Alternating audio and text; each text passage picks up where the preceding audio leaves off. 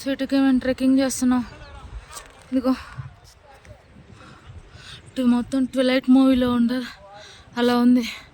ఇంకా మాతో పాటు ఇంకా వస్తున్నారు ట్రెక్కింగ్కి. ఇదిగో చుట్టూ ఇది హిమాలయాస్, పైన ఏమో అది మేము ఎక్కలేదులే, అది మేము ట్రెక్కింగ్ చేస్తున్నాం. చాలా పెద్దది హిమాలయాస్ ఎక్కుతున్నాం మేము. చల్లగా ఉంది, ట్రెక్కింగ్ చేయాలంటే మంచి ప్లేస్ ఇది. కానీ పిల్లలు ఎక్కలేరు. ఇంకో చుట్టూ ఇదే సేమ్ ఆ ట్విలైట్ మూవీలో ఉంది అలా ఉన్నాయి.